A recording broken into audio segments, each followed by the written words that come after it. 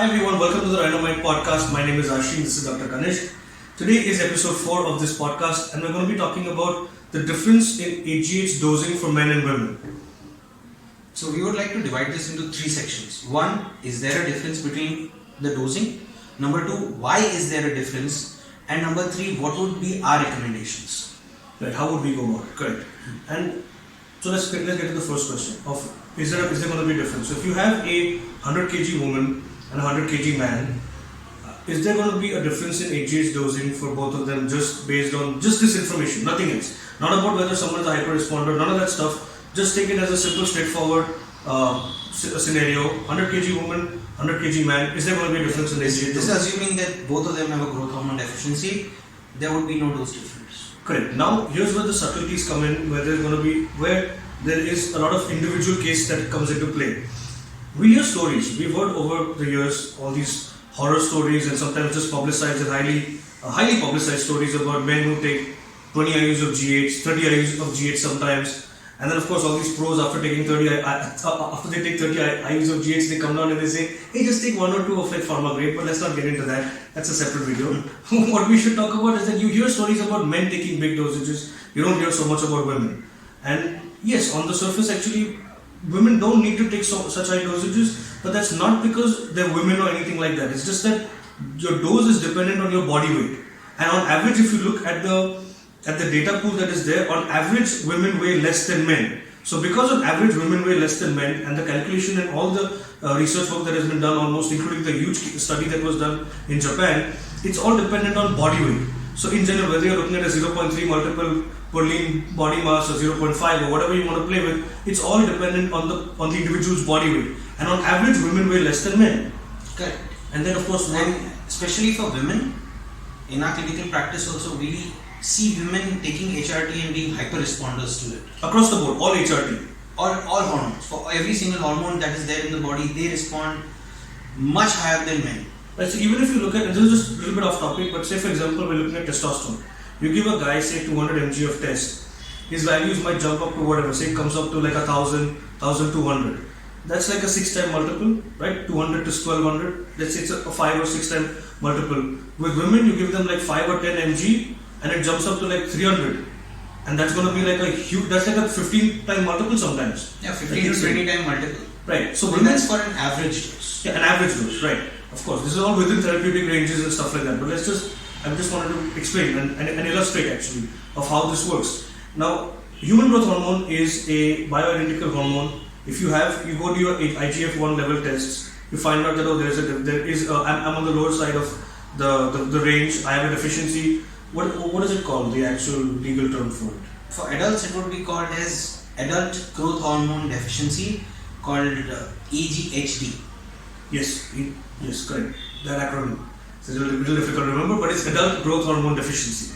And if you have adult AGHD. Yes, if you have that, then you are liable, and you are a legitimate candidate for growth hormone treatment. Yes. Correct? Within your HRT. So the third part of the video, which was what are our recommendations for growth hormone dosing? Correct. So legally, that's how I was supposed to say it. If you have, whether you're a man or a woman, all of these numbers at the end of the day, this is textbook definition of how growth hormone treatment should be done, which is by body weight, etc., etc. But that's not really how it works in practice at all. Because in practice, the way you go about it is that you always want to play on the safer side. That's one. And two, you always want to work with the reality of the situation.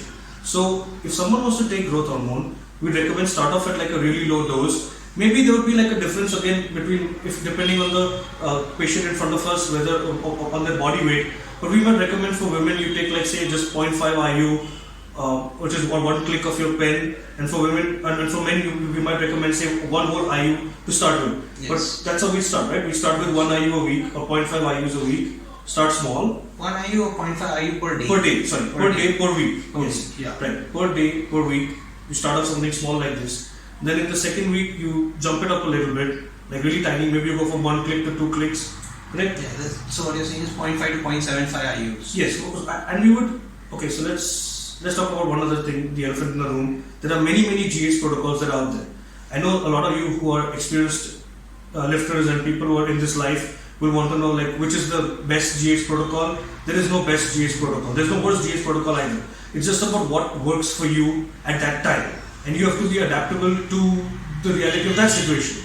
So if you say, for example, so there are all these protocols. There's like 2 on 1 off, 3 on 1 off, 5 on 2 off, all 7 days at a time. Dosing alternate days. Dosing alternate days, twice a day dosing. There are many ways to play with this. So you have to first figure out that what is sustainable to your lifestyle. Remember, we're looking at this from an HRT or a therapeutic standpoint. We're not looking at this from a bodybuilding standpoint. This is not about getting particular results. It's just about getting the best type of therapeutic advantage for you, which is also sustainable. Like, so if for example you really hate injections, you don't like needles at all, you're very scared of them, then telling you do twice a day just because it might be the most efficient way for you, that's not going to work at the end of the day, because you're not going to be able to sustain that. So in that case, you would want to do say once every other day, right? Yeah. You would want to do every alternate days to start with and observe the benefits of it. If you're still not getting the benefits of it, you might want to up your dose, or you might want to change the frequency. Okay, so if we say you select on a protocol, any one of them that is sustainable to your lifestyle, that is good for you, you select it. Now let's work with that assumption that has been selected. We would recommend that you start with something really conservative, something really small, say 0.5 or 1 IU. The next week you increase it a little bit, right? And then the following week you increase it again. And you keep increasing it a little bit at a time till you notice that there are clinical signs of side effects taking place. And once those side effects kick in, and we're going to get into those side effects in a second, I want you to talk about them, please. So the second you notice these side effects, you start scaling back down. So you don't stop. A lot of people make the mistake where they just immediately stop taking GH. That's not good for your system. Don't stop anything. Just taper it down a little bit, and down to like a really tiny dose. So you might have gone up to say 4 IUs a day, for example, and you might go back down all the way to just 0.5 IUs a day. And at that stage, over a period of time, you might notice that my side effects are disappearing, and you wait for that, and then you might want to stop, or you might want to continue and ramp it back up. All these options are there on the table for you. What we're trying to say is much more, like, I'm just trying to simplify what you're saying. Yes, is that growth hormone can cause side effects, but they are reversible and they are dose dependent. Yes. So let's talk about the side So some of the side effects that may happen when you have reached the peak limit of your growth hormone or a peak tolerable dose for your body is that you will start noticing tingling in your hands and fingers. This is because of edema or water retention happening underneath the skin, pressing on your nerves of your hands. Then you may notice that a slight growth of your jaw bones or of your eyebrows. You may start noticing that. This becomes very evident, especially in the cases of women, where they are able to notice this on a day-to-day basis, where they observe themselves much more closely than men. Right. So it's when you say eyebrows, you mean like the skull, right? The skull. Yeah, the skull, the bones of the skull, basically your these are the things. These are the Neanderthal look that tends to come in, where you start having growth over here on your eyebrows. Correct. So yeah, exactly. And women tend to notice this more. So what we've in our experience, what we know is that if, say for example, even though everything is body weight dependent, and on the surface there is no difference in the dosage between men and women, and nor should there be, because women are hyper responders and the side effects tend to be more noticeable and unappealing for them.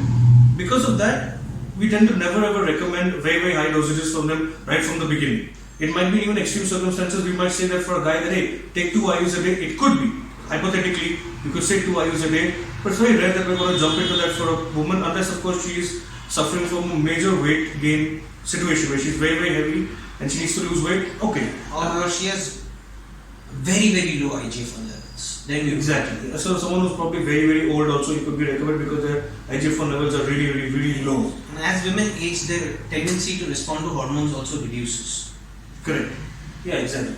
So the tolerance, the sensitivity makes a difference. How fast and how efficient the body is at liking hormones. Because what we found is that every person, I would say, has at least one hormone that really agrees with them.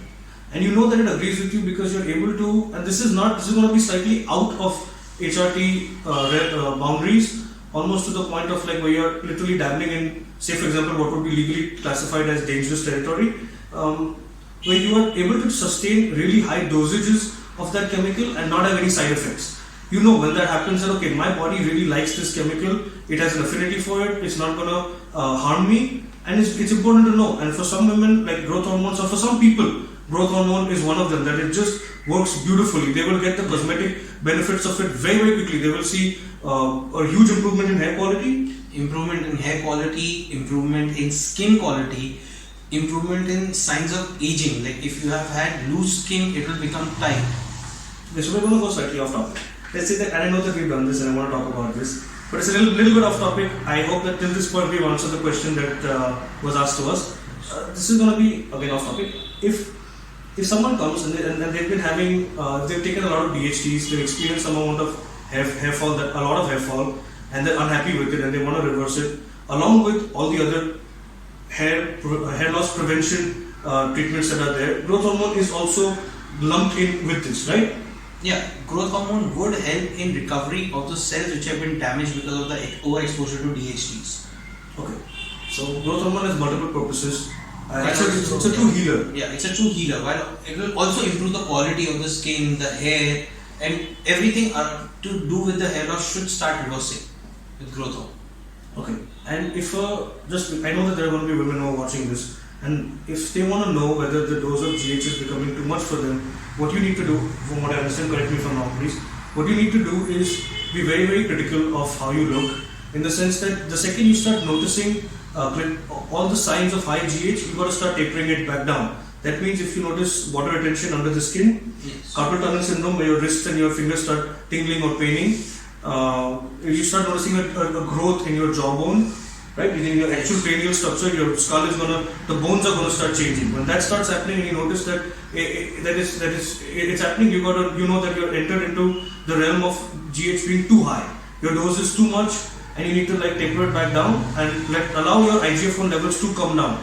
And once they've come down, you can do a blood test at that stage to know exactly where you're at. And it's important to know, because if you do, you now know both sides of the equation. You know the clinical signs of what your body can tolerate at XYZ dose, whatever the dose is, and you also know the exact lab value of what your IGF-1 levels are at that dose, which is unhealthy for you. Right? Correct. The growth hormone is extremely safe, and it's a wonderful bioidentical hormone in our bodies. Yes. And we do recommend it. And the bottom line is that there is no difference in the dosages between men and women. It's all about the individual, their responsiveness to GH, where women are hypersensitive, and the overall dose of GH is all about body weight. Yes, it is. Have I missed anything? No, I don't think so. Yes. Alright, so thanks a lot for watching this video, guys, and please ask us your questions, and the contact details to ask us these questions is in the slide after this. So thanks a lot. Thanks for watching. Bye.